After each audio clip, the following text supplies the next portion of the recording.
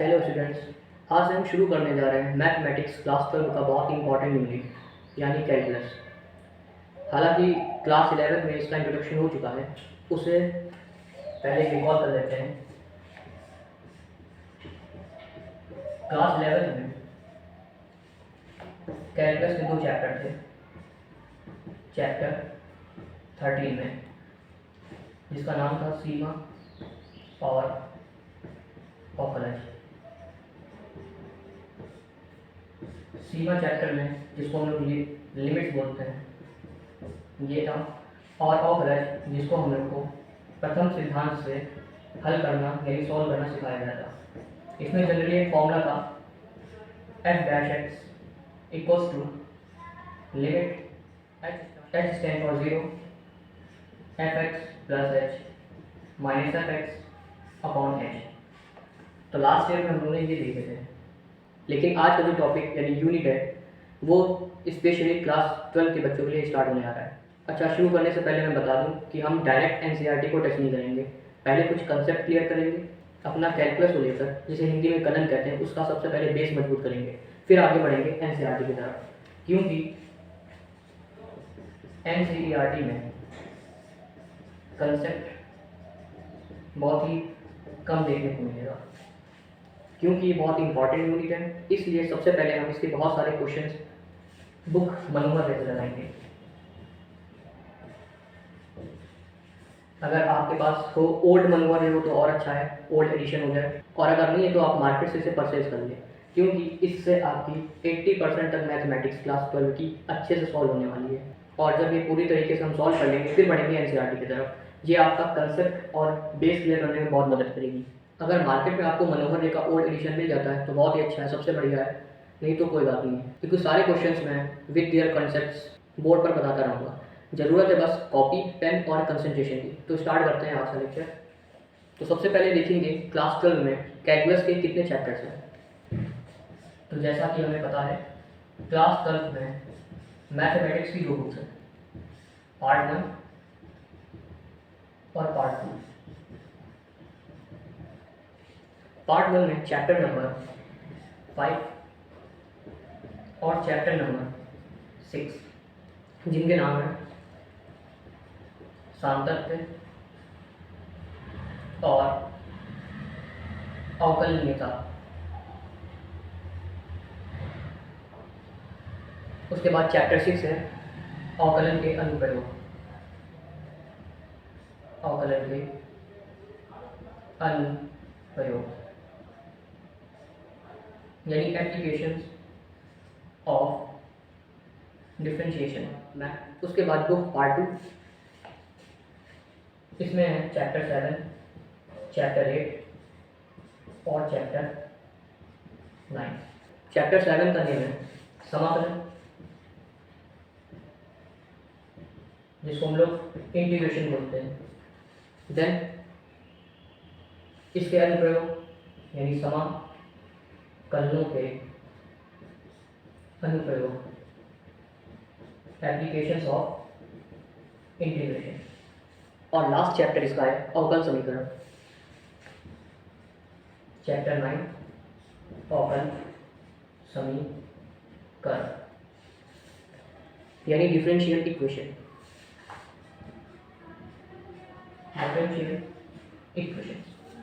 तो हमें topic calculus के अंदर में चैप्टर 5, 6 और 7, 8, 9 कैप्चर करना है, यानी पूरे के पूरे 5 चैप्टर होते हैं जो कि। तो स्टार्ट करते हैं अपना चैप्टर कैलकुलस,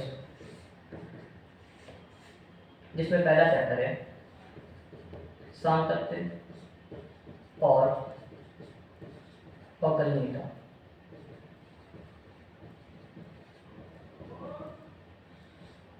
इसमें हम सबसे पहले किसी भी व्यंजक या समीकरण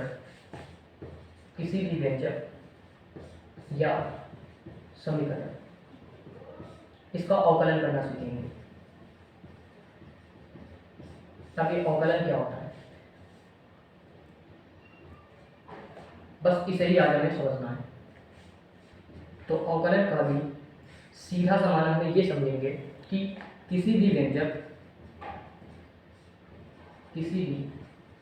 व्यंजक या समीकरण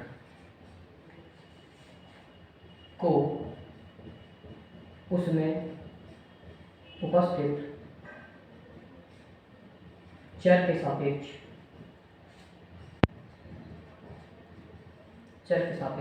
अवकलित करते हैं। अब देखते हैं अवकलित का मतलब क्या है। तो अवकलित को कुछ नहीं बस डिनोट करते हैं d/dx से। अभी फिलहाल हमें इतना ही समझना है, धीरे धीरे जैसे हम क्वेश्चन की तरफ बढ़ते रहेंगे वैसे वैसे इसका असल मकसद हमें समझ में आएगा। तो बस अवकलन या अवकलित का सीधा सा मतलब है d/dx, जब x हमें दिया हो और अगर इसी की जगह पर r या z या y देगा तो हमें इसे r, z या y के हिसाब से चेंज करना है। फिलहाल जैसे जैसे क्वेश्चन आएंगे मैं बताता रहूँगा। अभी बस इतना समझना है कि d/dx इज कॉल्ड अवकलन। अब हम समझते हैं कि व्यंजक क्या है और समीकरण क्या है।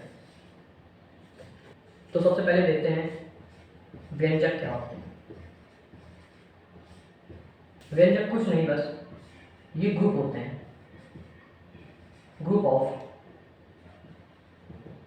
वेरिएबल्स यानी वेरिएबल्स नंबर, या तो कांस्टेंट नंबर या तो वेरिएबल प्लस कांस्टेंट, दोनों। अब ये वेरिएबल क्या होते हैं, कांस्टेंट क्या होते हैं और वेरिएबल प्लस कांस्टेंट क्या होते हैं। तो वेरिएबल को हम लोग हिंदी में बोलते हैं चर, यानी ऐसे संख्या जो बदलती रहे उसे हम वेरिएबल यानी चर बोलते हैं। अब आता है कांस्टेंट यानी अचर। तो ऐसी संख्या जो ना बदले, यानी कांस्टेंट जो होता है वो फिक्स होता है, जबकि जो वेरिएबल्स होते हैं वो फिक्स नहीं होते हैं। इसे समझते हैं कि एग्जांपल्स में, जैसे अचर में हमने बोला 1, 2, 3 एंड सो ऑन। तो 1 का मतलब क्या है कि 1 की जगह पर हम ना 2 लिख सकते हैं ना 3 लिख सकते हैं, यानी 1 का मतलब 1 ही है। ऐसे ही 2 का मतलब 2 ही रहेगा और 3 का मतलब 3 रहेगा। तो इसे बोलते हैं अचर, यानी ऐसे नंबर जो फिक्स होते हैं। हम 2 को 5 के इक्वल कभी भी नहीं लिख सकते, यानी 2 अपने आप में फिक्स नंबर है। जबकि वेरिएबल्स क्या होते हैं, ये कभी भी फिक्स नहीं होते, यानी इन्हें हम बखूबी जानते हैं x, y, z। ये 3 ऐसे नंबर या ऐसे डिजिट हम कह सकते हैं जिन्हें वेरिएबल्स कंसीडर किया गया है इंटरनेशनली।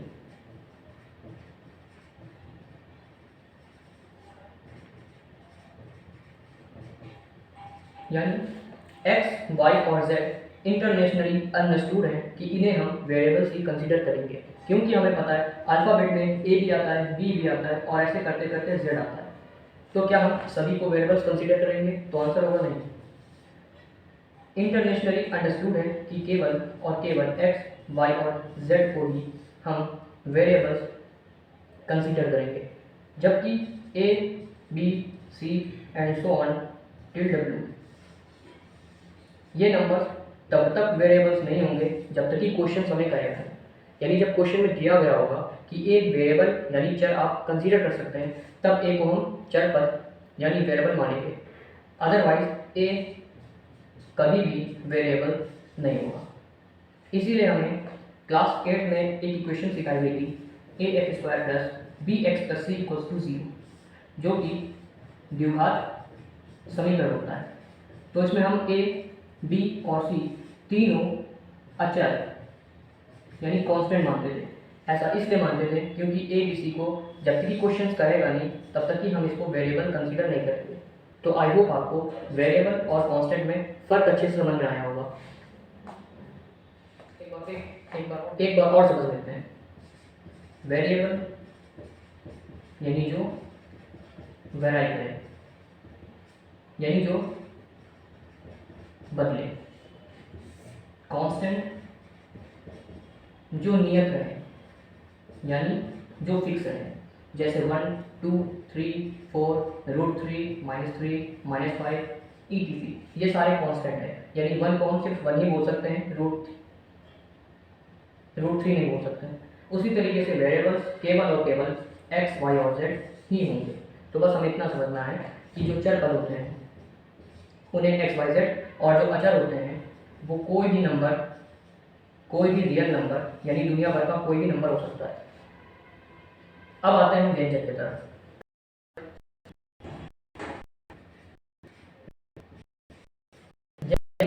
ग्रुप ऑफ वेरिएबल्स या तो वेरिएबल्स कांस्टेंट, यानी x स्क्वायर प्लस व्यंजक है। क्यों है? क्योंकि इसमें चर और एक का क्वेश्चन क्या x स्क्वायर और 2 सेपरेट क्या व्यंजक, ये चर है और यानी व्यंजक के 3 पहला टाइप x प्लस 2, दूसरा टाइप केवल x, तीसरा 2। यही डेफिनेशन होती है ग्रुप ऑफ वेरिएबल्स यानी इसमें चर नंबर ऐड किए, फिर ऑफ कांस्टेंट यानी ग्रुप ऑफ कांस्टेंट यानी और ऐड किए जा सकते हैं, variables plus constant, variables plus constant, तो दैट कॉल्ड इंटीजर। तो ये हमारा होता है। अब समझते हैं कि समीकरण क्या होता है। समीकरण बहुत सिंपल सी definition है। जब हम व्यंजक को किसी भी चर या चर के साथ बाहर के चिन्ह रखते हैं तो ये व्यंजक सरल कहलाता है।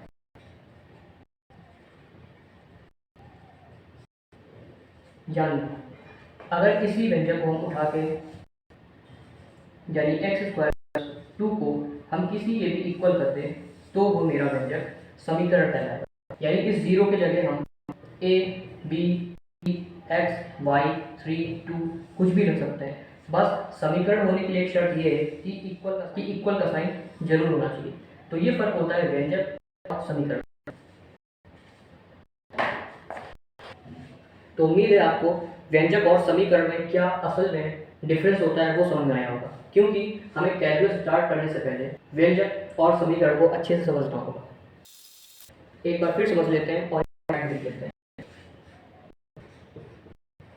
व्यंजक होगा कुछ इस तरीके से और जो समीकरण होगा वो होगा कुछ इस तरीके से। यहाँ पे कोई भी नंबर हो सकता है, 5, 6 कुछ भी हो सकता है। तो ये व्यंजक और समीकरण होते हैं। अब हम स्टार्ट कर सकते हैं चैप्टर कैलकुलस के पहले टॉपिक यानी सांतत और अवकलनीयता से। इसमें भी हमें सबसे पहले किसी भी समीकरण को अवकलन करना सीखना होगा। यानी अब हम लोग का मेनली चैप्टर स्टार्ट होता है। तो पहला टॉपिक है अवकलन। इसे मैंने बताया कि इसे हम d/dx के फॉर्म में लिखते हैं। यानी ये इसका साइन है।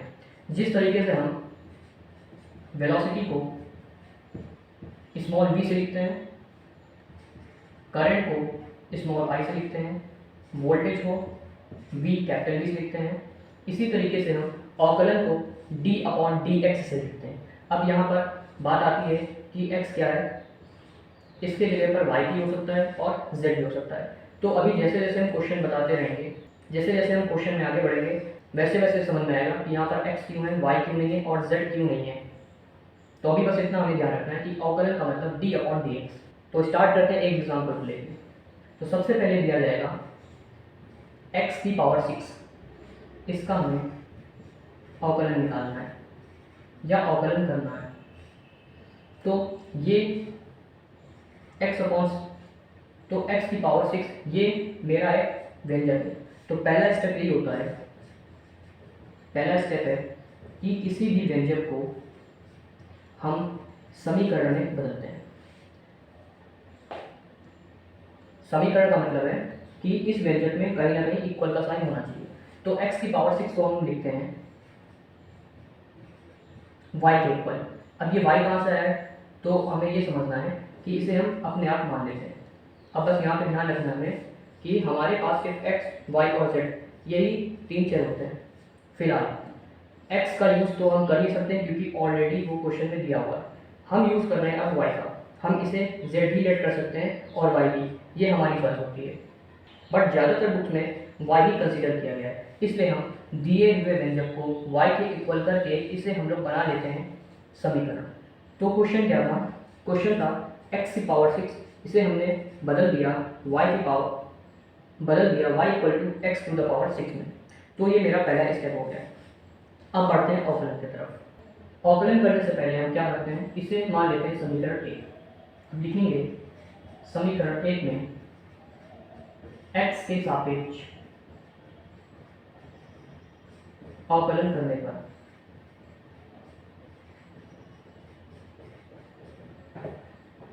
अब ये x के सापेक्ष क्या चीज है, सापेक्ष को हम लोग जनरली कहते हैं कनेक्टिविटी, यानी ऐसे दो टर्म जिनका आपस में कुछ कनेक्शन होता है तो उस कनेक्शन को एक दूसरे का सापेक्ष बोलते हैं। तो ये वही सापेक्ष है। अब इसमें इसका कनेक्शन क्या है, इसमें कनेक्शन ये है कि y equals to x to the power 6, ये x हमें दिया हुआ है। तो यहाँ पे बस ध्यान रखना है कि जो भी व्यंजक का चर होगा हमें उसके लिए सापेक्ष अवकलन करना होगा।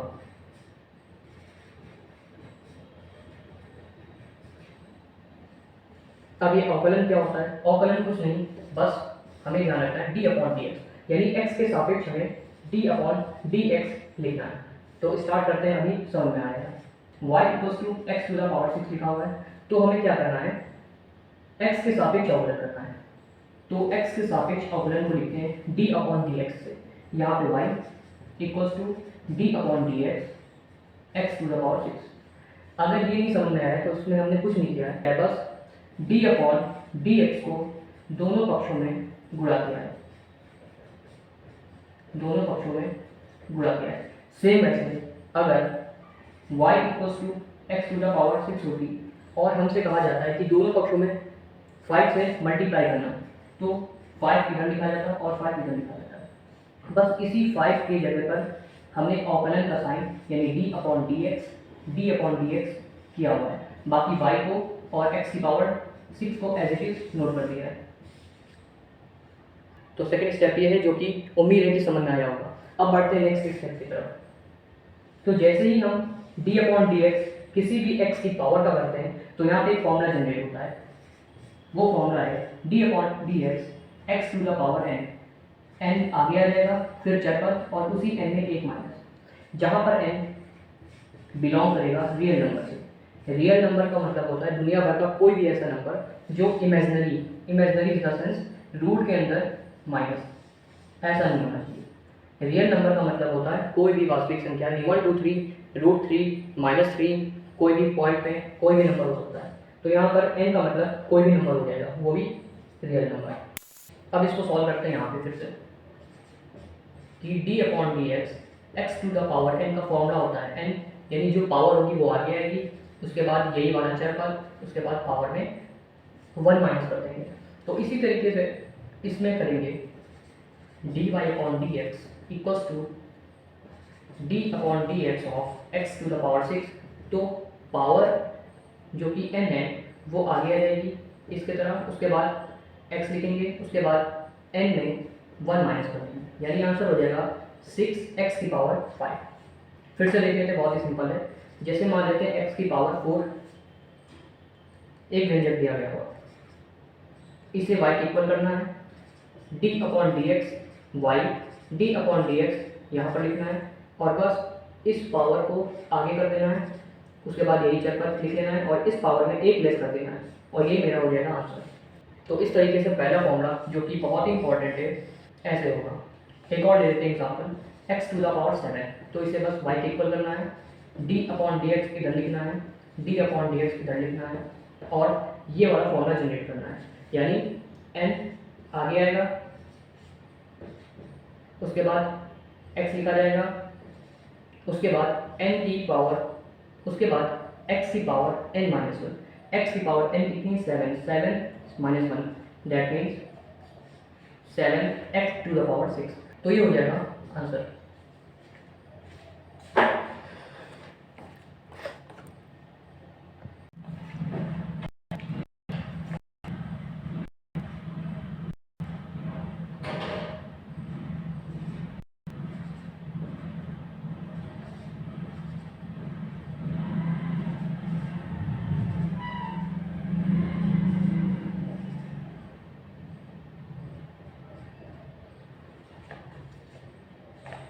तो ये कुछ क्वेश्चन है, आप वीडियो पॉज करके इन्हें लगाने की कोशिश जरूर करिए। तो देखते हैं इसको कैसे करेंगे। पहला क्वेश्चन है x टू द पावर 5, तो फर्स्ट ऑफ ऑल हमें इसे y के इक्वल करना है। अगर आप चाहें इसे z के इक्वल भी कर सकते हैं, y कोई मस्ट नहीं है। d upon d x of y, d upon d x of x to the power 5, ये d upon d x y के साथ मल्टीप्लाई होके dy अपॉन डी एक्स हो जाता है। उसी तरीके से जिस तरीके से x और मल्टीप्लाई होके 2x हो जाता है, उसी तरीके से d अपॉन डी एक्स और y का multiply dy upon d x हो जाता है। और इधर जैसे ही मल्टीप्लाई होता है यहाँ पे जनरेट हो जाता है फॉर्मूला। फॉर्मूला कौन सा कि d अपॉन डी एक्स, अगर x की पावर n कोई भी है तो फॉर्मूला हो जाएगा n, यानी यही पावर आगे आएगी, उसके बाद यही चेक पर होगा और इसी की पावर में 1 माइनस कर देंगे, यानी 5 आगे आएगा, x होगा और 5 माइनस 1 यानी 4। तो पहले क्वेश्चन का आंसर होगा 5x to the power 4। Next question है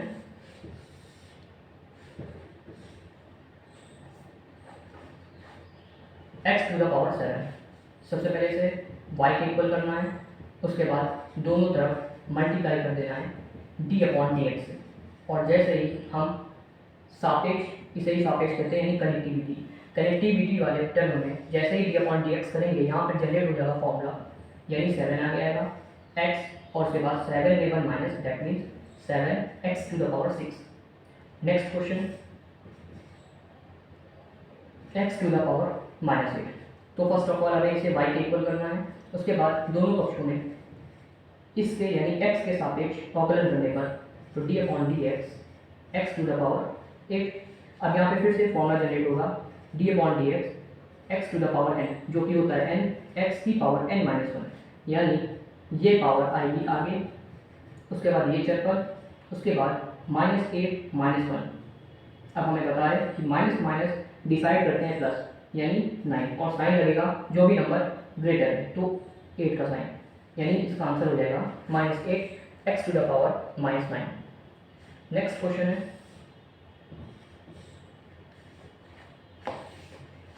x टू द पावर 9। फिर से इसे y के इक्वल करेंगे, उसके बाद d upon d x of y equals to d upon d x of x to the power 9 आगे आएगा, फिर x होगा और इसी पावर में 1 माइनस कर देंगे, यानी आंसर आ जाएगा 9 to the power 8, 9x to the power 8। Last question x to the power -11 upon 2। Video pause करके इसे लगाने की कोशिश जरूर करें। देखते हैं इसका आंसर। तो सबसे पहले इसको y इक्वल करेंगे, y equals to x to the power 11 upon 2, दोनों तरफ d अपॉन डी एक्स, तो ये हो जाएगा -11 अपॉन 2 आएगा आगे, उसके बाद x, उसके बाद इसी -11 अपॉन 2 में 1 लेस कर देंगे। अब इसको सॉल्व करेंगे, -11 अपॉन 2 -1 नीचे 1, 2 1 जा 2, 111 2 1 जा 2, ये माइनस ये माइनस, यानी -13 अपॉन 2। तो आंसर होगा -11 upon 2 x to the power -13 upon 2। तो ये हो जाएगा इसका आंसर। तो इस तरीके से हमने आज पहला टॉपिक इसका कवर किया, जो कि सिंपल बेस था x to the power n पर। तो उम्मीद है आपको पहला टॉपिक अच्छे से समझ में आया होगा। इसे जितना हो सके अच्छे से प्रैक्टिस करिए। नेक्स्ट जो वीडियो होगी वो डायरेक्ट मनोहर रेखे एक्सरसाइज से होगी।